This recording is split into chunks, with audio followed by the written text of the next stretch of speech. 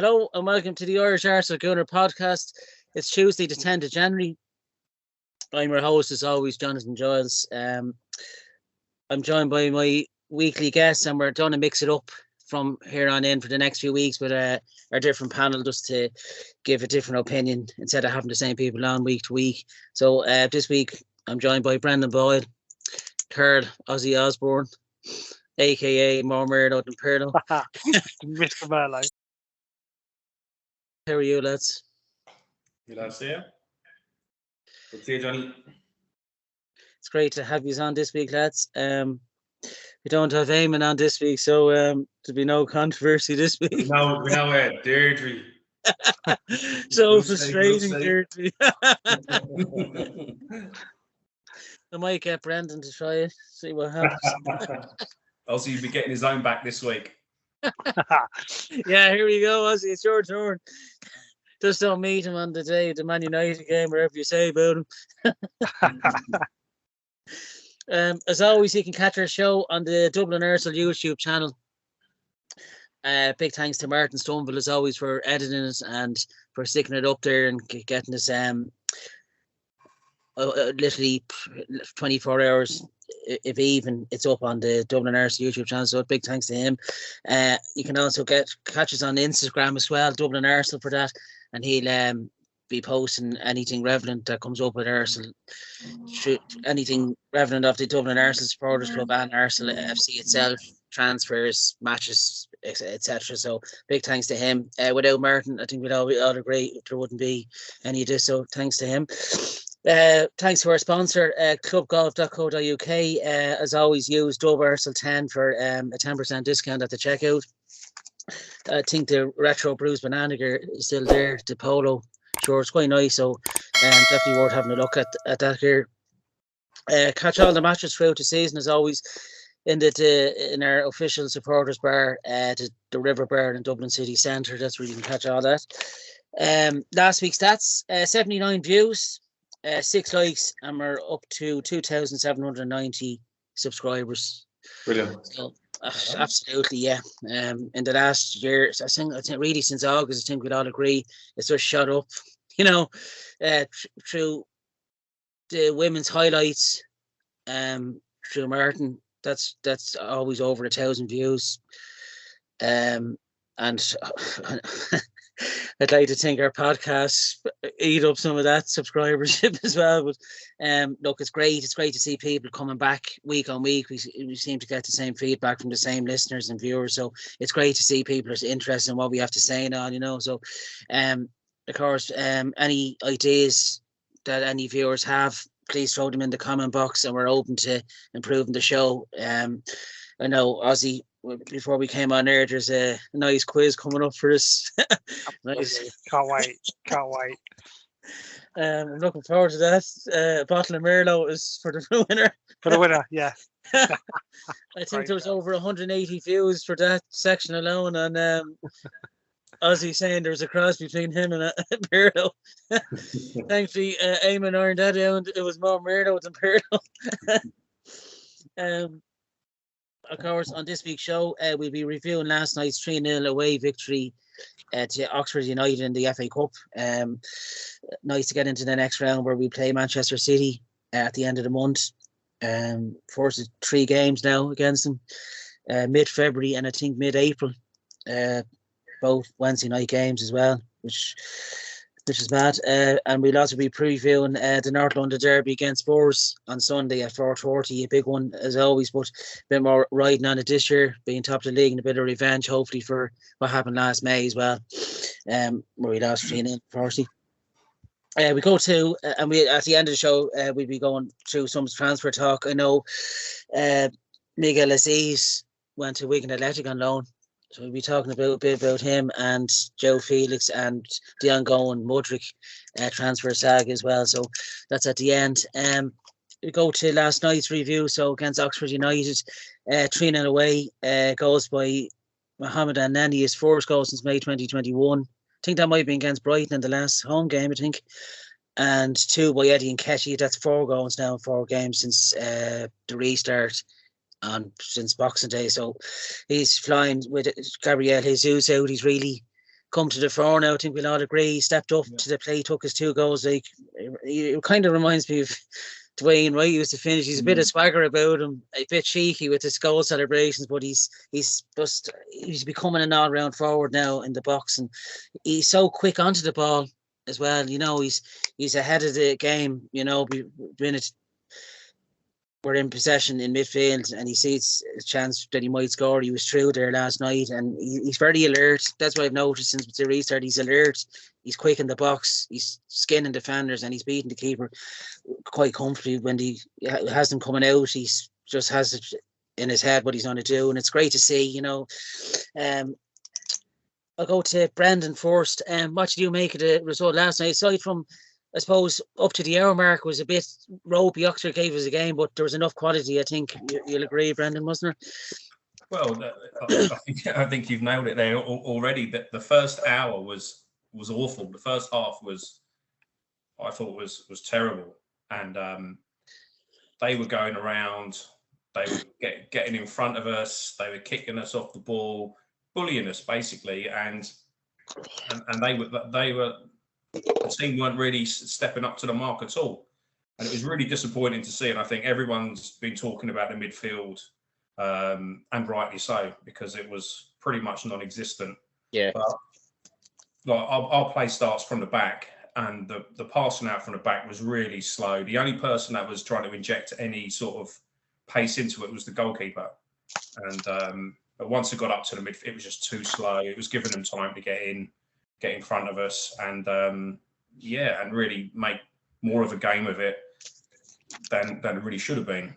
I think once Arteta made the changes, I think you could notice the difference immediately, and chances, you know, they might have got a little bit tired or whatever, but the chances came through. Eddie, fabulous, really, really good. But I think once El Neni scored, it was more of a sigh of relief than anything, and I think that killed Oxford off. And then after that, it was just a case of, you know, quality coming to the fore. But it's always going to be tough in a stadium like that. Allegedly, the pitch was terrible, bad conditions, but it wasn't a great watch.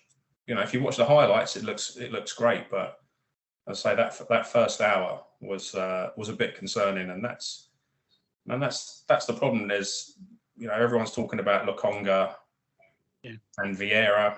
Yeah, Lokonga didn't do anything. Vieira got into it in the second half. But like, I'd like to bring up Kieran Tierney. Really taken off again.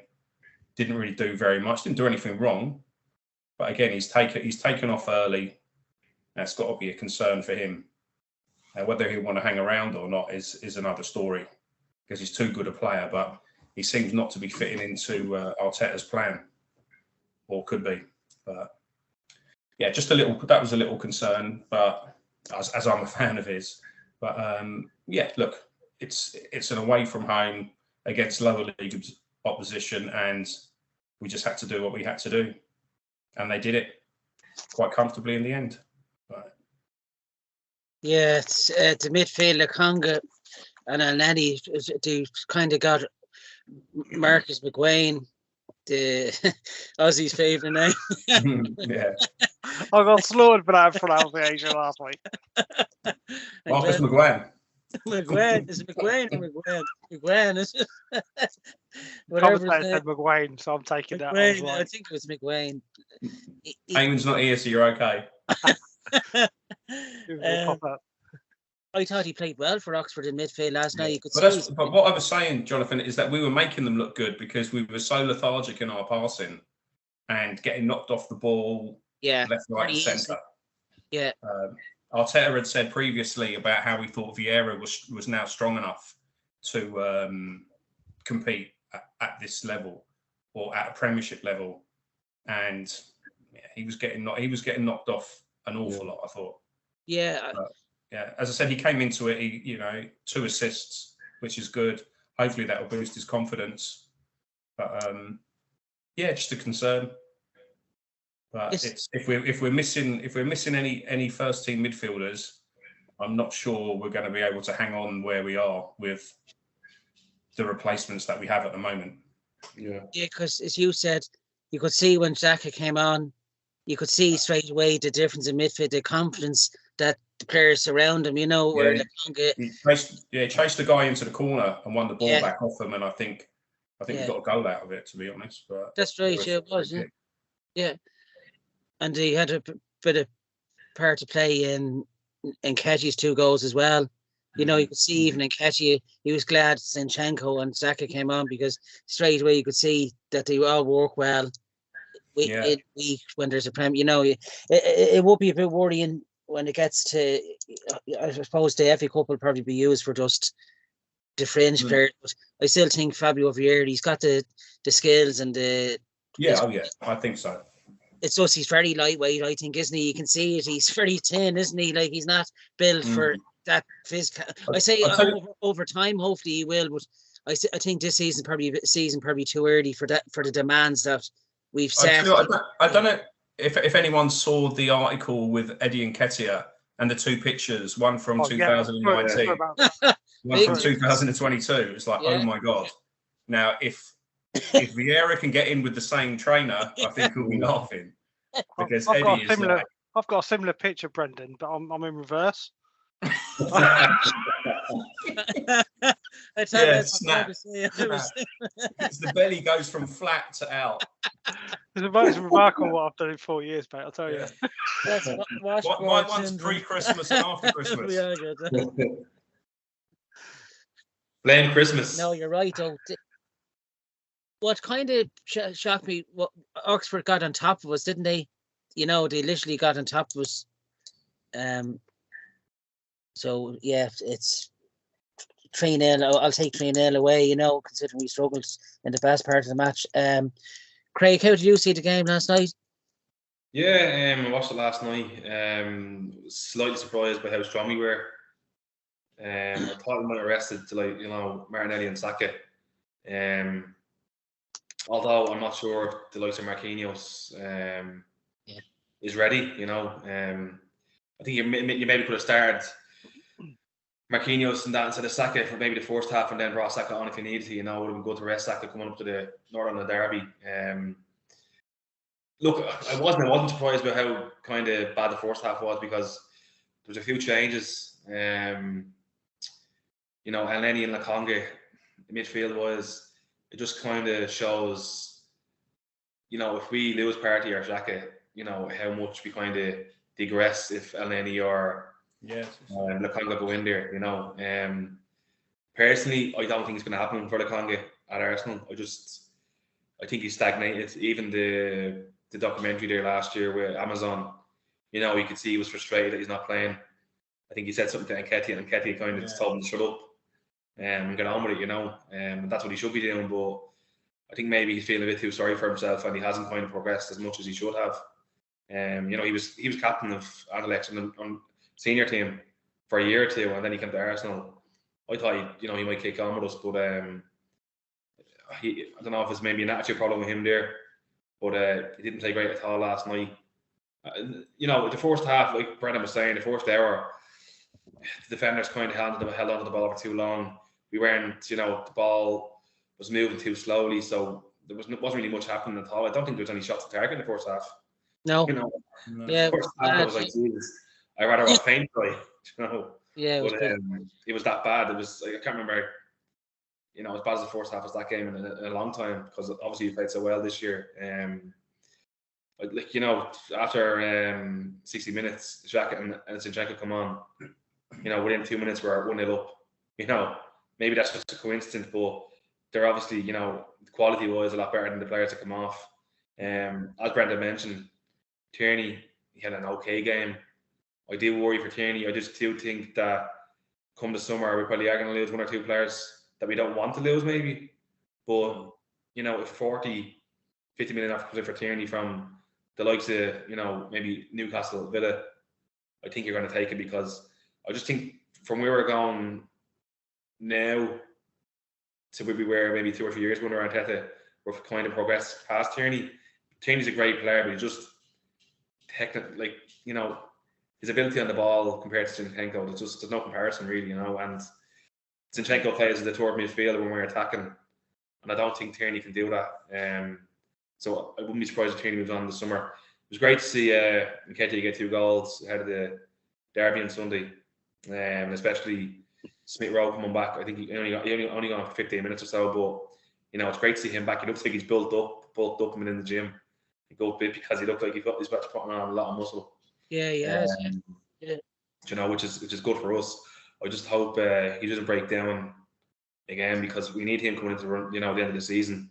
I've seen an article today saying that that groin injury he got surgery on, that's been happening the last 2 or 3 years. So hopefully them troubles are going away from him. But he didn't particularly play well, but he's obviously going to be rusty, being out for the guts of a year. I think it is nearly.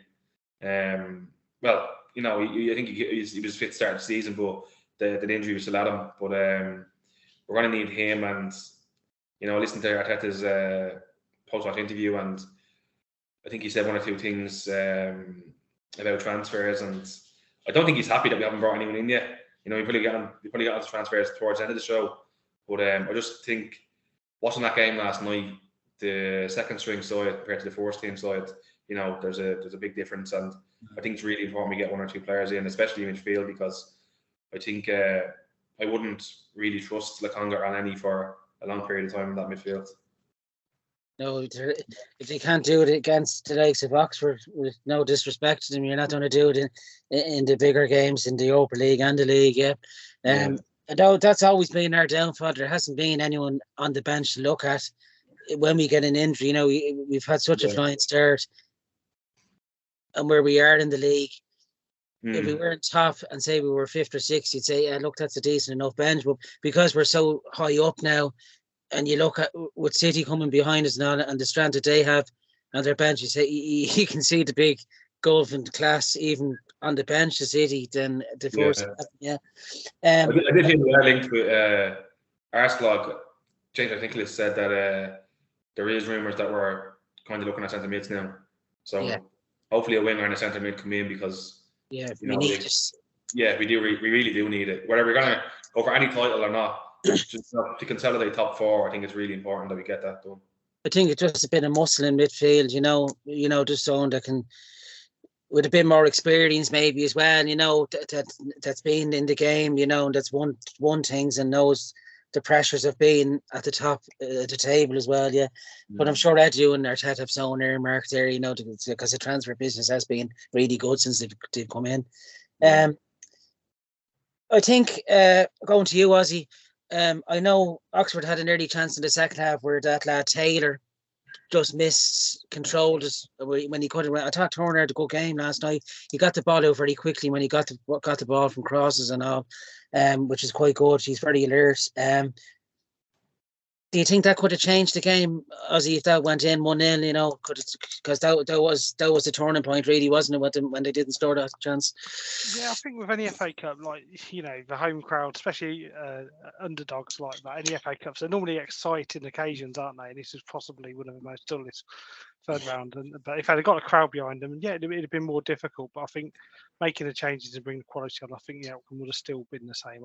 It lifted the crowd and certainly got the spirits up. But it was a really boring first half, as the lads have said. Yeah. It was terrible. It's bad when the people that are standing on top of the vans to watch the first half stood down by the second half. They've gone home, mate. They're fed up for standing on top of the van. So when that happens, the game's terrible. The Oxford Ultras in Aussie. It was funny watching the police give them a run around in that car park. First half, I was more entertained by that than I was any football going on. Just watching the old Bill chasing the fans around the car park by the Hollywood Bowls. I know that area quite well. But yeah, no, it's I think the midfield, like they've already said, the midfield was kind of non-existent in that first half. And I think what the upshot of that, what happened is the back four were just playing the ball between them. I know we said on the WhatsApp thread, they had no outlet, they had no transition. And there was one point when the Oxford fans, every time we hoofed it up the pitch, were shouting hoof. Now we've got a League One club shouting hoof every time we kick the ball up the pitch, and that sort of summed us up really, because we didn't know what to do with it, so we just hoofed it up the field, and that's not Arsenal. That's not what we've been watching all season. But watching that, for me, Elneny and Sambi were both poor. Sambi, for me, Craig's already said what I was going to say about Sambi Lokonga. When I've always defended him, but I'm starting to lose confidence in him. And the fact that you've got people like Bellingham that's 4 years younger than him, that's quite scary, really. How long has he got to sort of move on from that? But for me, I'm going to focus on El Neni because Craig's already said what I wanted to. But I thought El Neni was poor. the fact that Merlo didn't parallel Craig. Sorry. I tell you what, I know El Neni got a goal, but there was moments in that. There was moments in that match where Holding and Gabriel had the ball to play it out, and El Neni was moving in between the Oxford players and sort of creating he wasn't showing for the ball, and I think that's what we really missed. And I know people say about Xhaka, but I thought Zinchenko, when he came on, if you watched it, I was in awe watching him. He was moving inside every time, and that just got the ball going. For that transition from defence to attack, Zinchenko made a massive difference. And I was thinking about the man of the match. I was thinking, can he give it to someone that's been on that long? But honestly, he really did change a game. And yeah, so they were physical. They're going to kick us. It was their cup final. We don't forget, and that's kind of what it was like. But we didn't help our cause. I think the way we played, just hoofed it up the pitch. Not being funny, League One clubs are used to that week in, week out, and they're going to deal with Saka, Martinelli, and Eddie all day long. If we're going to play long balls, which we was doing the first half, then they're going to soak that up and do that. But I think they're very physical. Vieira, I saw a cracking tweet, which I'm going to have to quote it. But someone said, once Vieira switches to full fat milk, it's game over. I completely agree. Because I saw that tweet, and that's so right, isn't it? As soon as he brought that, he's going to be brilliant because he showed that class. I think his corner delivery throughout the game was pretty spot on, to be honest. His set piece delivery was brilliant, and his assist just shows us a little snippet of what he can be. And if anyone wants an answer why he didn't come on against Newcastle, you had it there. Absolutely, that's why he didn't come on against Newcastle, because he wouldn't handle it. He doesn't handle. He gets kicked a lot and he gets back up, but the physicality of it. So I think that's what we're seeing, and just to get some weight gain on him, and I think he'll be all right. I can give him any tips if he wants to contact me directly. I'll happily give him to that. But yeah, super milk, super milk, full fat milk. Do that Cravendale stuff. No, but it'll drop the Chardonnay on top of it. Merlot all the way. But no, what we're saying about the midfield. Xhaka came on, changed midfield. I've said this quite a few pods, and I'll stick to this. I've always said we need to strengthen midfield because the minute Partey gets a knock, Xhaka gets a knock, I'd worry just Partey being out, to be honest. Do you think they will, Ozzy? I don't think we will. I think I was really hoping Douglas Luiz hadn't signed a new contract at Villa, because that was for me. The sort of player that we need, someone like that. Who do you replace Partey with? It's a tough one, isn't it? Jude Bellingham. I'd love Jude Bellingham. We can't afford him. It's a pipe dream. That's not going to happen. I don't think you're going to need 150 million plus. I know there's been talk of Declan Rice and stuff like that. I don't know, but who do you replace Partey with? It's a tough. Unless they've got. I think Danilo. Someone's mentioned Danilo. I don't know. About he's gone first, I think. Is he? Yeah, but I know you're saying who do you plays Partey with, but there's definitely midfield options that we could buy in that would improve that midfield. Like there's not really much excuses, because you're not going to get a Partey level replacement, but there's plenty out there that'll do a better job than El Neni or Lokonga. Exactly. You've also got Craig as well, Charlie Patino ripping it up in the championship. Like the amount of interceptions and duels won, he's absolutely flying, and he looks twice the size that he was before he left. And he's a big boy, again, a big boy now, and proper quality. So Maitland-Niles is doing really well as well for Southampton. Is he? I think his career is over there. He's put in a solid display there against Palace in the Cup at the weekend as well. The chances that he's got, I've noticed that he's since Hasenhüttl has left. Graham, is he playing any Premiership games for them though? He's played the last two, and he's done. He looks fairly solid. Now he's putting in the shift for Jones. It's amazing what a new manager, just a bit of confidence, and on a start and because I don't think Hasenhüttl really. He only brought him off the bench, really, didn't he, for the last few minutes of games? But I'd probably bring back Maitland-Niles for the last few months of the season. Could do a job, but I don't think he wants to be at Arsenal anymore, does he? So I think Arteta found that out, didn't he? So just as Brett was mentioning, Johnny, Patino there and on a Blackpool. So when he comes back in the summer, I think he'll come back a lot stronger than he was. Championship is tough for any player up, but I think Sammy Lukonga could take a lead out of his book because if the Congo into the Championship, he'd know all about it. I'm actually surprised he's not linked to Burnley because Company was his all manager, I think. So I think a loan there would be actually brilliant for him for the next few months. Yeah, we got absolutely. on, but we'd obviously need a replacement in there, I think because he got so many games last season as well, Lukonga, his confidence is probably a bit low because he did start a lot last season, didn't he? He showed signs, didn't he? He has showed signs. That's why I've always backed him up because I have seen displays. He looks a player. He's got everything. He's got everything in his locker to be a really, really good player. And obviously, as Craig was saying, he's captain of Anderlecht as a 19-year-old or whatever age, however old he was. So, Company knows a player, and it's just surprising that he is where he is at the moment. Yeah, absolutely. What did you make of the 2 goals from Eddie, Ozzy? Well, very well taken, weren't they? They're brilliant, weren't they? They're absolutely. I'll make the same comparisons with you, with Ian Wright. He's a goal scorer, he's a striker. He's different to Jesus. We'll stop comparing him now, and that's good.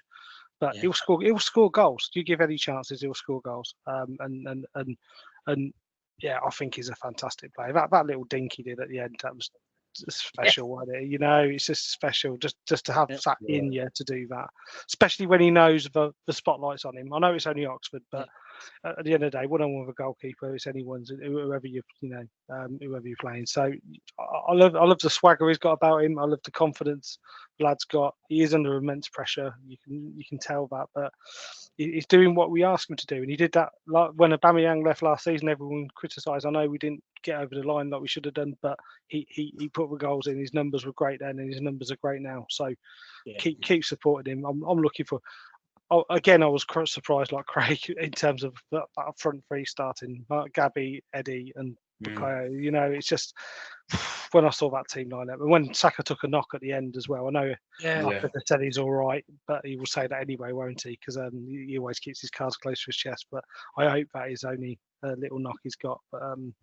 But yeah, he was a gamble playing him. And we said on the pod, didn't we? Who's going to start up front? And we hope it's not Eddie. But I was hoping Marquinhos would have got a start for the whole game, because I think he needs a run of games. Because when he played against Zurich away in the first game of the Europa League, he was brilliant, and he scored that night. But he's kind of just a bit hot and cold since. But there's an article out today. I don't know. I'm assuming you probably all have a read of everything during the day, like myself, and they were saying that Arteta was probably playing the guys to show that he has a very weak hand going forward, and he has a history of doing this in January during the transfer window. Yeah, he doesn't use any subs like the game against Newcastle. He only brought on Ben White, he took Ben White off. Tommy Asu. For Tommy Asu. And it's a thing. It was quite interesting to see. He's basically going to Eddie. Look, I'm bollocks here. I haven't got enough players. Give me something. And to be fair, like Saka and Martinelli, I thought were very poor yesterday as well. Yeah, they're very quiet. They lost possession numerous times, both of them. So I wonder if they did have an eye on the game on Sunday. I probably didn't want to get injured. Absolutely. But so he was playing them for a reason. Yeah. But even on that note, Brendan, even you're saying there about, Arteta doesn't have much options. Fabrizio Romano tweeted last night that Arteta kind of, he said, I've only Eddie till now until Jesus comes back, and there's a risk there. That wasn't the full quote, but it was along those lines. So I think in an ideal world, I think Arteta would like maybe another centre forward.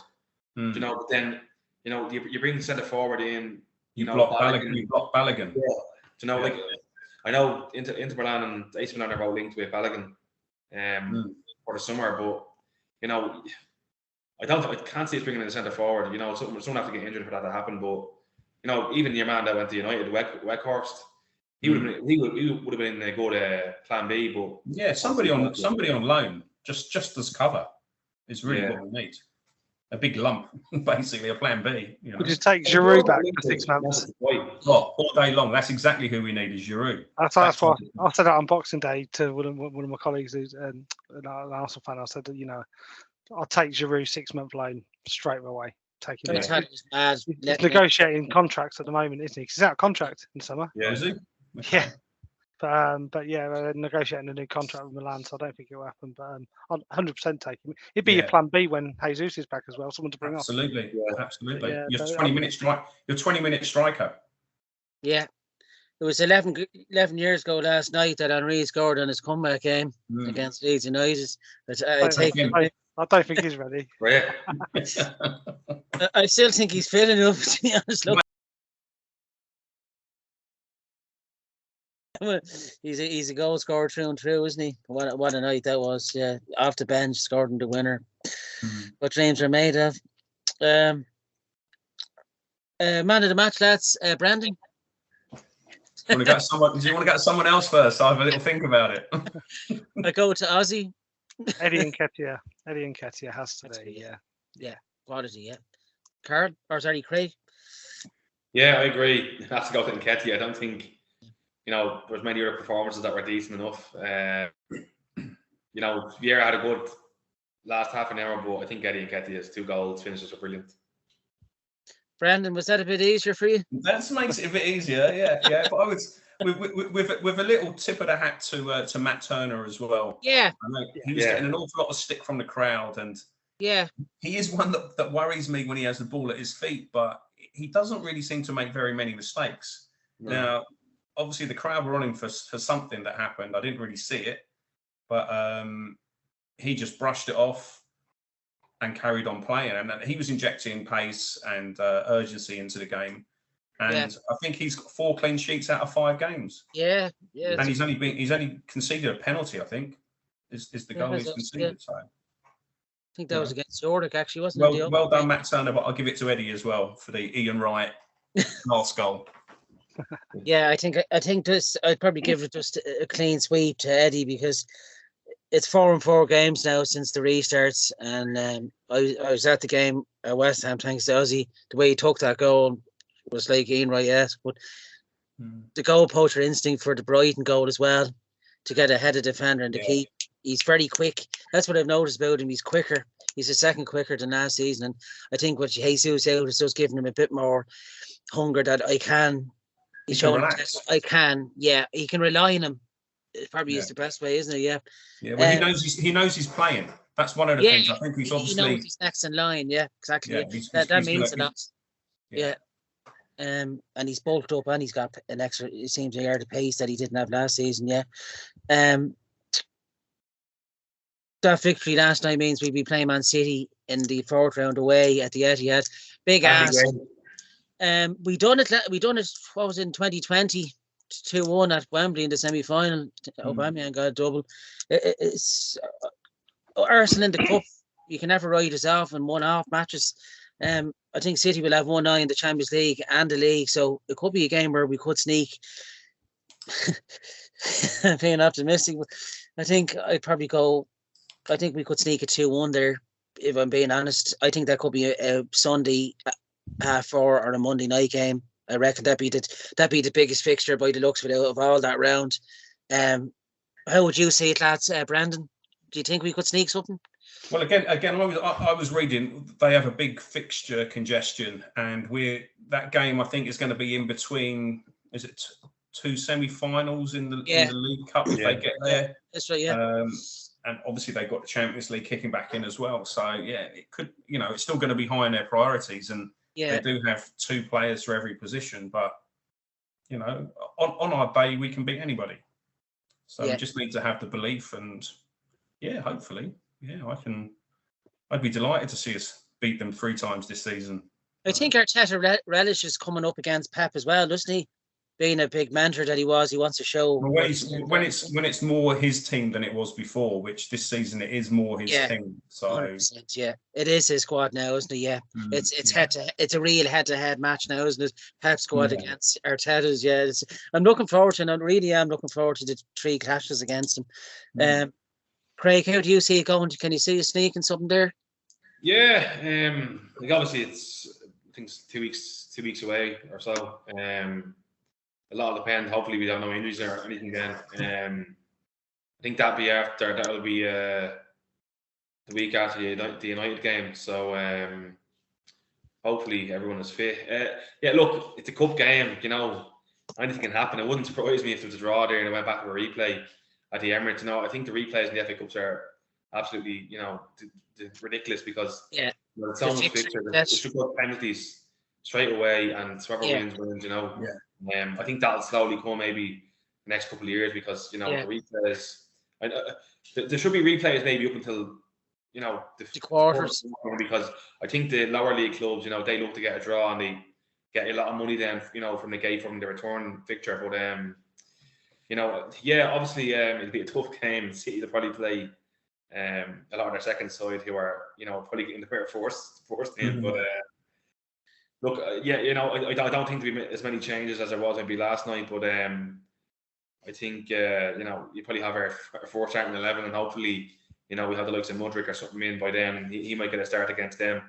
Yeah. You know, so yeah, and maybe Smith Rowe could start instead of Martinelli. Yeah. Ozzy, can you see a sneaky win there? I'll answer a question with a question. What would you take, the league or the FA Cup game? Okay. Yeah, so I was thinking this. Yeah, it's look, it's sort of psychological, isn't it? I think if you go out there and get a result, it's gonna make a statement like anything. The egos on those touchline between Pep and Arteta, I think they're two massive egos, aren't they? You just know they look at themselves in the mirror before they go out for every game. They did that together when they was at work at City. But yeah, no, just yeah, it's a cup game. Every cup game you've got a chance, haven't you? You've seen that. So yeah, we'd be the underdogs, I think, and let's see how we react to it. It's another big game. It's another opportunity for our young players to have a big game away in a cup. Give it a go. We can, on our day, we can beat anyone, can't we? So I'll remain optimistic. It's a great thing to say after the last few seasons. Yeah, the optimism is very high, isn't it, amongst fans? Especially last night, there was a chant towards the Oxford fans, shall we build a stand for you? I love it. I think there should be a car park though outside the Emirates. At least you could get a view when you don't have a ticket. It's a very good idea. Yeah, so look, a good away win last night against a fairly decent Oxford side. I think they do play good stuff, physical, but they can play good stuff on the ground as well. And Carl Robinson's done a good job. Particularly MK Don's used with for a long time as well. Yeah, so you can see them having a good season under him as well. But it's onwards to the fourth round for us now, and onwards to the preview of Sunday's North London Derby, 4:30 on Sky Sports Premier League as always. 3-1 home and back in October. I think a few years were at that one. I remember Perty scored a screamer in that game. And won quite comfortably as well that day. We lie top of course in 44 points, and Spurs are fifth on 33, but they played the game more than us. I say after last May's disappointing 3-0 away defeat there back in May, it should have been originally for January, wasn't it? It got put back for a good bit. The refereeing decisions were shocking. I think we'd all agree that day. The red card for holding all but ended the chance of getting anything really there. Kane has won off Jimmy Greaves' record as well, so he'll be on out to score.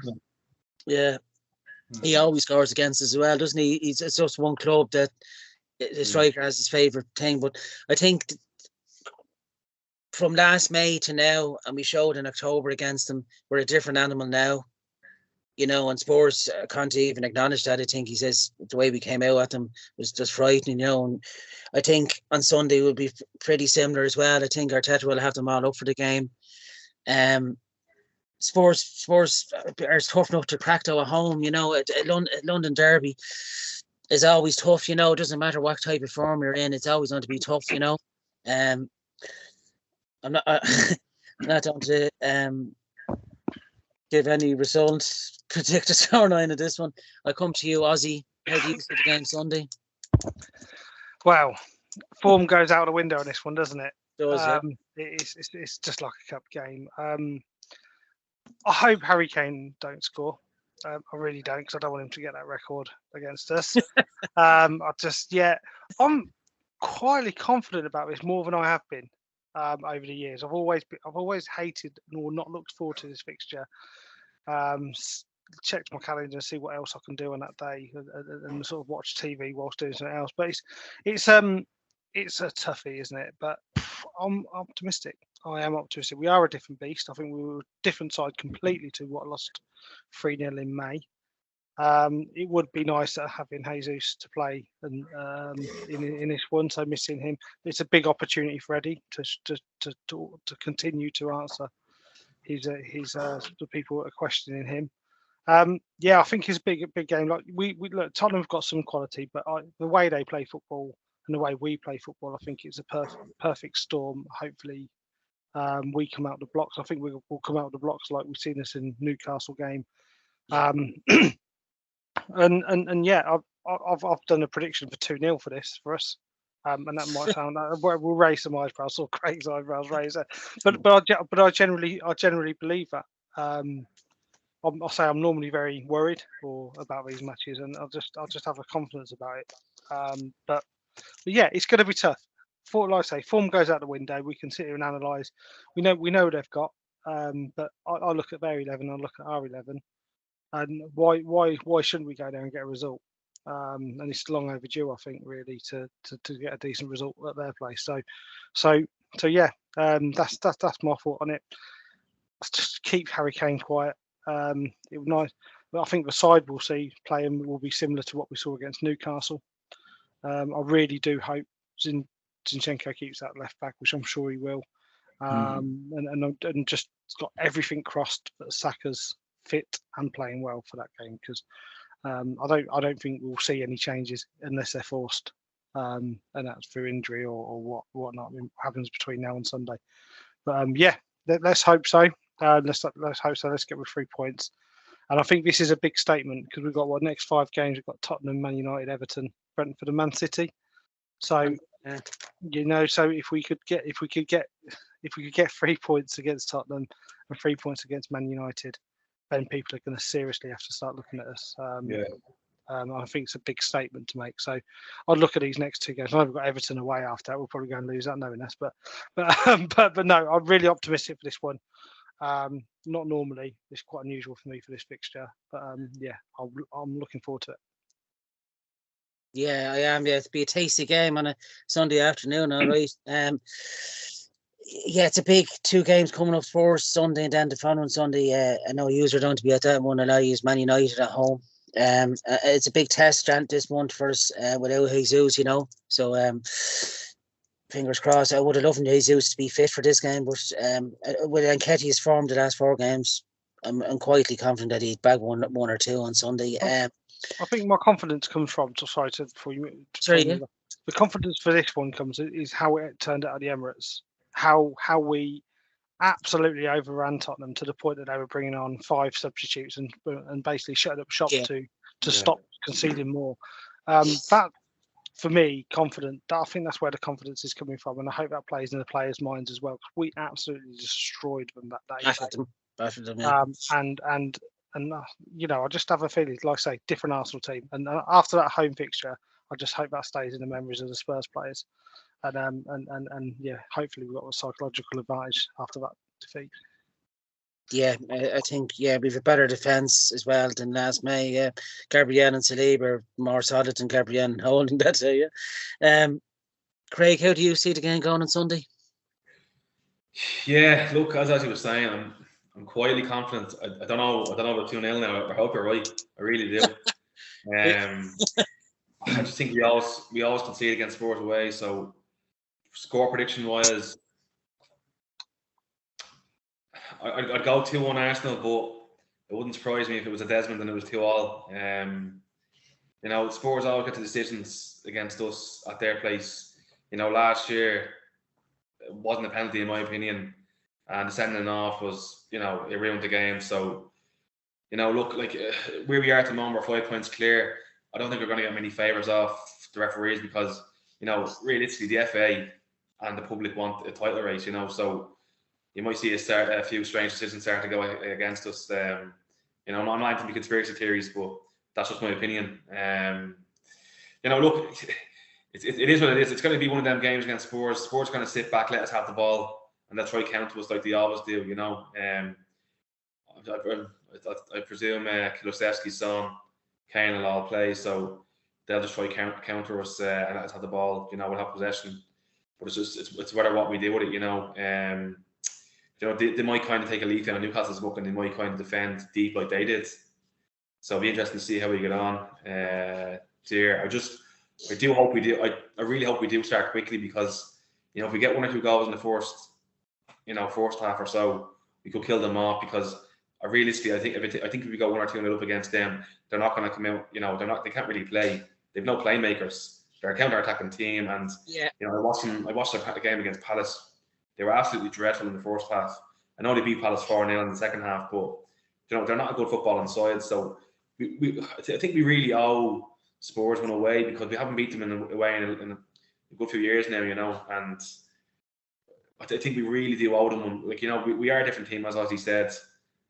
You know, mentality-wise, I think, you know, we've grown a lot since maybe the game, you know, last April, where we kind of fell apart as such. The referee didn't help us there, but I think we really do owe these one. And as Ozzy was saying, I think the next 2 games, you know, they're really important, because a lot of clubs and pundits, fans, etc., are probably looking at these 2 games saying, let's see what Arsenal are made of, you know, because if we don't win the next 2, or if we get, you know, 2 draws, or we lost, you know, a lot of people like, you know, I told you so. So I think at a minimum, I think the next 2 games we need 4 points, but obviously I'd love to get 6 points, because I think come the City game mid-February, I still hope we're, you know, ahead of them or level. You know, it'll make things more interesting, because, you know, my worry is that if we drop a few points, City might go on a 7-8 game winning run, and then, you know, you're kind of you know, you're behind them then. But I'm quietly confident, and I'm hoping you know, we can deal with them there, because, you know, they're not a great team. No, we haven't won it all at the new stadium there. I think we drew 1-1. Lacazette scored a scraper, didn't he, that day? And yeah, I think we lost 2-0 and then 3-0. I think was the other 2 games. Yeah. I think with Spurs finishing ahead of us as well over the last few seasons, I think that's really given us a bit more. This isn't going to happen again. Because I was just looking at this before I come to you, Brandon. Last season's stats for us was 22 wins, 3 draws, and 13 defeats. And already you can see some turnaround after only 17 games. You know, it's been an amazing turnaround in 1.5 a season, not even a full season. So I think it's encouraging signs. How do you see, Brandon, the game going on Sunday yourself? Well, my brother-in-law is a Spurs season ticket holder, and so we have quite a bit of banter now. The last few years, I've been getting it in the neck quite substantially, and he actually said to me a few weeks ago that he was very worried about this Arsenal side, and I think that's basically says it all. Last season, we were wobbling, and we got to the game against them. Their stadium was absolutely hopping. It was electric. Everyone was going on about it, and they knew if they beat us, we weren't really going to get the Champions League, and that really played into everything. Yeah. And like we went into the cauldron, Holding got sent off. Everything went against us. Yeah. Now this year it's a little bit different. We're going in pretty much mid-season. They're not going to have as much fire in their bellies, I don't think, and that's going to help us a little bit. Yeah. And I also think we have a far better defence. We're a better side. As Ozzy was saying, I hope Zinchenko is in there. I think he will be. I don't think Arteta will change the side.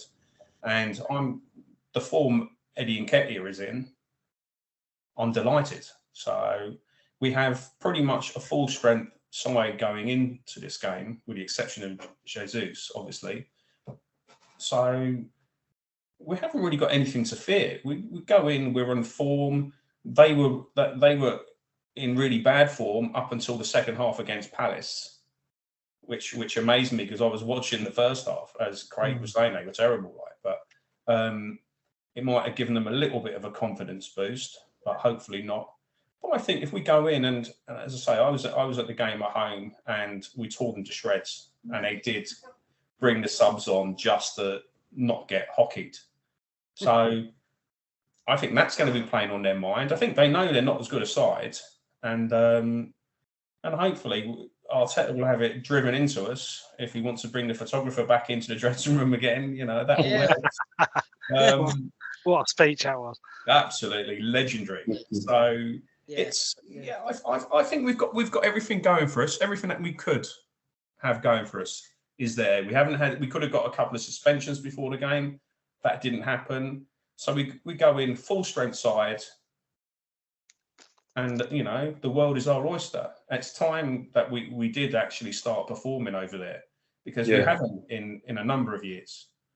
Yeah, we scraped a draw a few years ago, but apart from that, they always seem to be beating us handily enough. So we never get good refereeing decisions there. That's a fact as well. So no, I hope we go out and we start at 1,000,000 miles an hour. As Craig was saying, if we get a couple of goals up against them, they're banjaxed. Yeah. No way. They can only play on the break. Yeah. And they can't even play on the break very well against us. So you've got pace with Saliba, you've got pace with Gabriel, and with Ben White. Zinchenko's not as fast, but hopefully you have, that's the only concern if they try and beat him for pace down on that side. But apart from that, I don't think I'd want to tempt fate and say we'll win 3-0 or 2-0 or anything. But I tell you one thing, it's the strongest 11 we're going to White Hart Lane in a long time. Absolutely. This 11, as you said, this is, and as you just said there a second ago with Zinchenko, I think he got sent off for City. I think they were beaten 2-0 when I think Bergwijn scored in his debut against it. I think he got sent off and he was cover pace. So hopefully, fingers crossed, that doesn't. But I think he's grown as a better player, hasn't he? Since that day, he's that day to teach him something. He never put it wrong again. Or made a wrong decision under. But again, Spurs have to play to beat us because they're at home. Which they have to come out. Which again plays into our hands. They can't do what Newcastle did. Yeah. And literally shut up shop because the crowd will tear them to shreds. Yeah. Again, which plays into our hands. So I think Conte's under a bit of pressure as well, isn't he? He's not under any pressure at all because he's going to leave. Yeah. He don't want to be there, does he? No. Yeah, he's probably done a walk away. He doesn't. He said, I'm happy. He's no more happy than the man in the moon. He wants to get shot at him, Well, I think he's gone this summer, lads. I think Pochettino probably goes back there. I think that's a rumour. They'd love him back. I know that. We could take a note out of Aston Villa. They won their New Year's Day 2-0 and they played really well. So hopefully Emery gives us blueprint there. how to beat Villa or how to beat Spurs. Yeah. No, I think we've more than enough to beat Spurs on the day, but it's as Brendan says, White Hart Lane can be a cauldron, can't it? As long as we don't get overawed by the occasion, which we were the end of last season. But I think this 11, where other years you'd probably say Xhaka would get a red card in midfield. This year, God agrees, took a step back from that, and he's more concentrated, isn't he? He doesn't do silly things anymore. He's more further forward. So if anything. Yeah. I think the only way we lose this, is maybe if the referee starts giving them crazy decisions because they're not a better football inside to us. So we should get a result here, but then I just don't know what way the refs are going to go or VAR, because you look at us against United last year. Remember Martinelli scored a perfectly good goal and he gave a foul when it wasn't a foul on Fernandes. But look. It is as it is. We just have to do what we can do. That's the end of the story, really. I'd be quietly confident getting look, let's just not lose the game.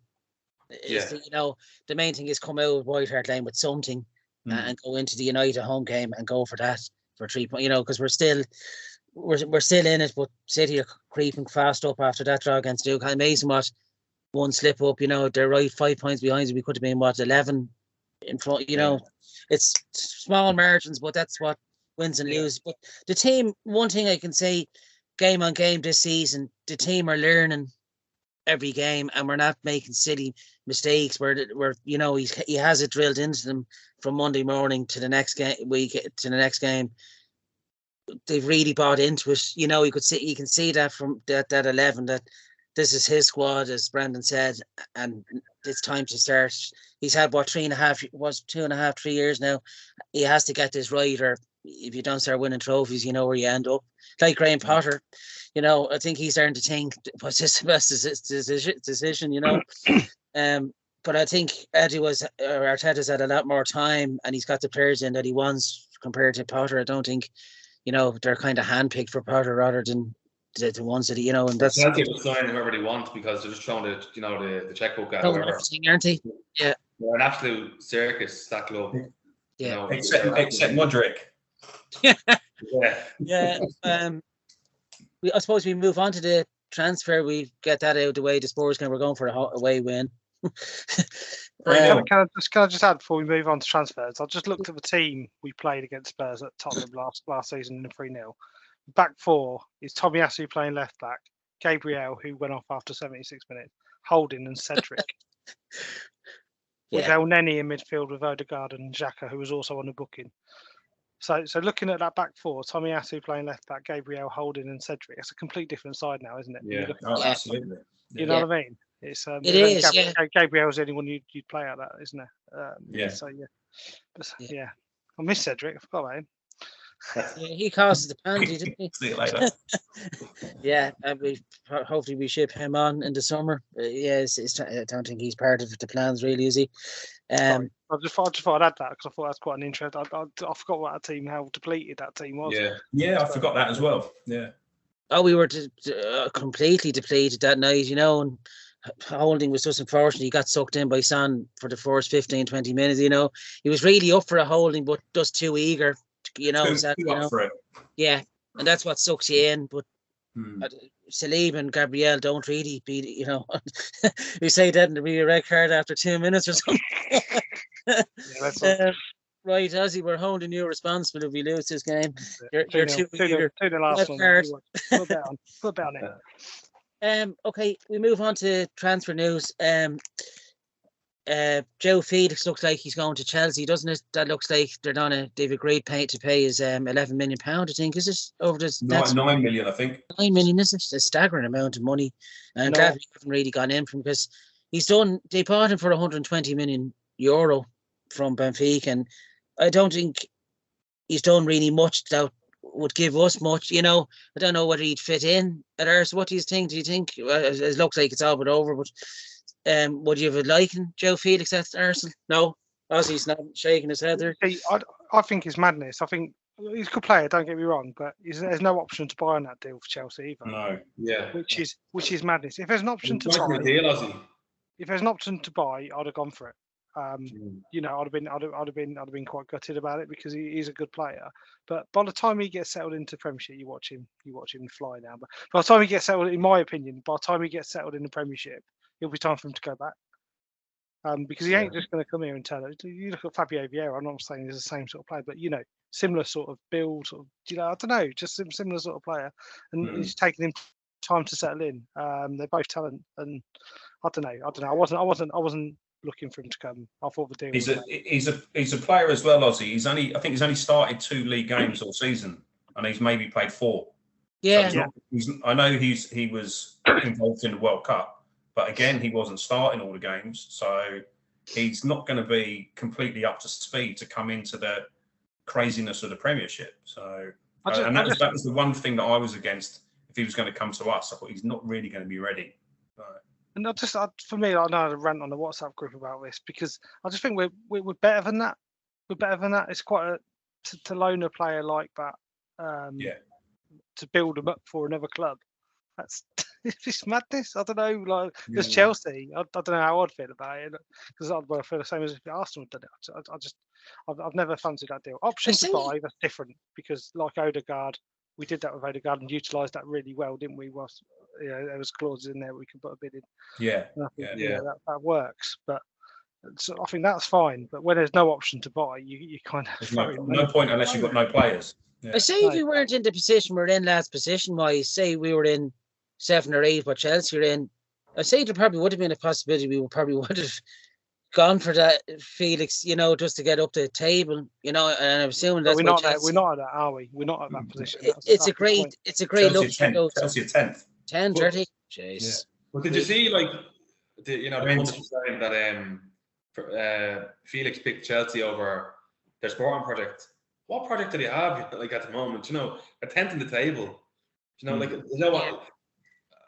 I don't hate a lot of clubs, but I do hate Chelsea because they try to check out everything. They had Abramovich, now they have this fella Todd Bowley, who seems to think they can just sign any player he wants in the world. Yeah. I think I seen an article the other day that their project is to sign the best under 23 players in the world, and just hope it'll happen. Joe Felix didn't go there because of any project. He went there because he's going to get paid his full wage from Chelsea. They're paying the 9 million or whatever it is to Atletico. To be honest with you, it was a little bit disappointing we didn't get him, because I know Ozzy was saying maybe we wouldn't fit in, but where we are in the table, I think if you get that quality of player for the next 4 or 5 months, and he was to help you to finish the top 2 or win the league title, you don't really care about the money. But what I do see, long term wise, I think it maybe would have been a mistake to bring him in, because the way we're going with transfers and that, he's not the type of player that we're looking at. You're talking about money for paying for him, and then the stock was paying 80 million for Modric, but he's 21, 22-year-old, and he fits into kind of the mold that we're looking at. But I'd rather say, if that 10 million is put towards, putting in the 70, 80 million bid in the summer for Declan Rice, then, I'm all for not going for Felix, but it would have been nice to get him, but he's not going to do anything at Chelsea. He might score a few goals, but let's sign a new deal at Atletico, before he goes, I think. So I don't really see the point of going to Chelsea. I don't know what he's going to do. He might get them up to 6 or 7 in the table, but I think Chelsea are 12 or 13 points off top 4, so I don't know what he's going to really do for them. It'll keep the fans quiet. That's all it'll do for them. Yeah, sure. They're going crazy over Aubameyang doing nothing. They've got loads of centre forwards, to be fair, and none of them are performing. So there's something out right there at Chelsea. Yeah. No. That's the and I'll probably take a quote that Eamon always uses: "It's time to burn the house down there, and start again." But that's something Chelsea don't want to do. They just want a quick fix. That's what Jonathan. That's what they keep doing. They keep burning the house down. Yeah, with £50 notes. To keep bringing in the wrong players, really, isn't it? Yeah, Chelsea have so much average players there that they need to kind of do what we did the last year or two. Buy a few players, get the rest out, and reset. But Chelsea fans over the last 20 years have been kind of spoiled, and they think they're entitled to be winning titles, and that when they're not. They're a small club from the west of London who only became a big team because of money. So yeah, sure. I think that probably can see Aubameyang probably going to Saudi Arabia or something by the looks by the end of this window. I reckon they'll ship him out by the end of this window because his interest is zero, and it's showing what he done with us as well. Arteta's decision was right in the end. He's just one of those players that is in a huff. He was brutal when we won 1-0 there in November. He got taken off, didn't he, early in the second half? Really disappointing from the player he was, because he was.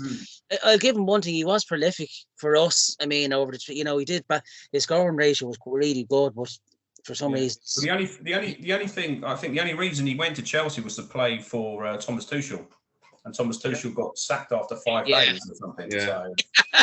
So you got to feel for him a little bit, to be fair, but. He's a man that doesn't look like it. He wants to be there, and they don't look like they want him. So I don't think Potter really wants him neither. No, he doesn't fit into he's not a team player, really, is he? He's just it's the Arsenal tattoo on his arm that they don't like. I think.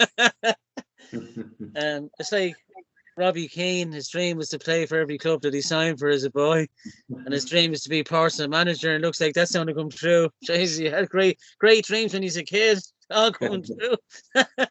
I suppose we go on to, being honest, it's been a long show already. Modric, lads, do you think this will drag on till the end of the transfer window? By the looks, he might.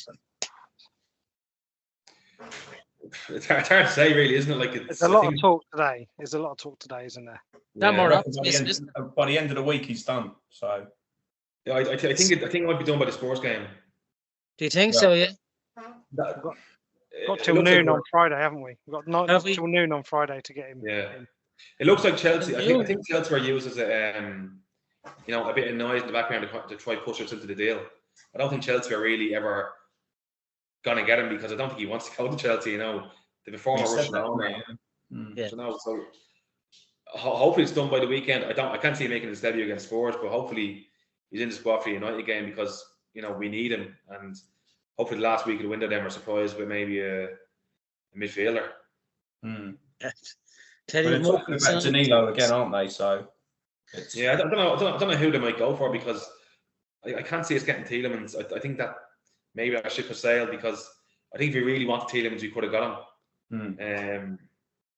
Hopefully they're looking at some centre mid somewhere because we definitely need one. I've seen a few links with Unahi, the fellow who plays centre mid for Morocco, the number 8. He was very good, but again, I don't know if there's any truth in that, but I think they're looking for 25 million for him. So I'd like your man Amrabat that played for Morocco. I think he played for Watford maybe as well. I think he might have had a stint, but he played really well in Morocco's. The ball had a lot in midfield for Morocco. He played superb. I think he'd be a nice fit there. He's energetic and he gets himself about as well. I do think we need a winger and definitely a midfielder there just to cover, because Saka and Partey always seems to get a knock more easily than Saka, doesn't he? He seems to be more injury prone. Yeah. But if we can get that done by Friday, change the short sayings. Here we go. That's great, though, isn't it? Just that lift, isn't it? I think players that you've gone for so long and you actually signed them. It's really great. Go ahead, Ozzy. I think that it will lift the club, won't it? If you get a signing like Madrid. Yeah. I don't know too much about the guy. He'll lift me because I'm a massive fan. I'm Mudryk all the way. Yeah, I love it. But it's a lift if they can get it in by Friday. The talk is there's so much talk now. Something's got to happen. I think you're right, Craig, about Chelsea getting Felix as well, because that's almost like a knee-jerk reaction to missing out on Mudryk. I do think Chelsea probably were in for him. And that Felix has been progressed because they've realised that it's done with Arsenal. But there's a lot of talk on the socials about Mudryk's done. But we'll see. But yeah. I think Zinchenko might have turned his head as well. That was a great. Oh, absolutely. There, yeah. That was really key, having it there, right time, right. Zinchenko's an Arsenal fan, and he always has been. So that helps. Yeah. He was always an Arsenal fan when he was younger. Always an Arsenal fan, yeah. Right. And obviously, he's been in Mudryk's ear. Mudryk being, such a hot property, he's like, right, come to us. It sort of, and that's what players do. They, come to us. Like, we need a winger. Look, boom. Yeah. It's like Van Dijk done to Gakpo. He recommend, and just come to us and you'll see. Yeah. There you go. Yeah. It's amazing what one player can turn his head. You got agent Eduardo as well, didn't he? Because he went to the last game, didn't he? Yeah, he was at the Newcastle game. How he was treated at Arsenal, he was treated with a lot of class, weren't he, after his injury? Absolutely. He came back when he scored against us for Shakhtar. The fans applauded. Never seemed to applaud for an away goal. Yeah, so if I was a footballer, the only club that I'd want to be coming to in the UK is Arsenal anyway. To be honest, if he goes to City, for example, he's only going to sit on the bench. Yeah. If you got Grealish sitting on the bench at 100 million, you're not going to go to United because they're all over the place. Chelsea, they're cheering Putin in the stands. Yeah. It's only Arsenal, so it's and that's it's everyone says it talks about projects, but this is an exciting project. Yeah. And for somebody that I rate as one of the hottest prospects in Europe, I think it's a fantastic move for him. So and for us, I think a lot of fans might be surprised how good he actually is, Brendan, because I watched him against Celtic in Celtic Park. Yeah, I said it previously. He tore them to shreds. Yeah, I mentioned this on a previous last week's podcast, the game against Celtic, and it was whenever he got the ball, you could hear a buzz go around the crowd. Yeah, and just Amazing. I had lunch there with a Chelsea fan the other day, one of my friends, and we were trying to talk about the Mudryk deal, and I was asking him, would he want my Chelsea? But he was kind of resigned to the fact that he was going to Arsenal, and he was like, why would a player pick Chelsea over Arsenal now? Because he said, I wouldn't pick Chelsea. Well, that's what I'm saying. So, that's saying it all. So the only worry I think with Mudryk is that they haven't had a preseason. They're only starting preseason now, Shakhtar. So he might be a bit. It's their winter break. But... Yeah. So he might be a little bit rusty, but I think if he does come, you'll see the pace he has, because the pace he has, it kind of reminds you of Theo Walcott. Mark Overmars actually probably a bit before your time. Robert Perez, even when he was before that injury against Newcastle that time. Yeah, we haven't really had a winger of that pace in a long time, haven't we? Yeah, it's great competition for the likes of Martinelli and Saka. And you can move them across the forward line as well. Martinelli can go across, Saka can go across. I can see Martinelli probably coming in the centre down the line. I think his position is centre forward. He does more damage down the middle than but it's great. It's a great headache to have as a manager. Isn't it just? Because we haven't had this. We've had headaches of bad players, but we haven't had headaches of having a quality side. And since the Invincible season, I haven't felt this optimism in a long, long time now. I don't want to be 40 when I can see the next time. Because we were spoiled. I do. I want to be 40 when we see the next title. If you may go backwards now. After 10 bottles of Merlot, I'd die a happy man. That I tell you. Now look, fingers crossed, lads. It's done by Friday today, and you will have the luxury. I know that you say all three are going to the United game next Sunday. Yeah. So that the buzz around the place, even with that signing and being top, will be for fair and United in itself, so which is great, Is there anything else, lads, you'd like to mention on the show or anything? No. Good for me.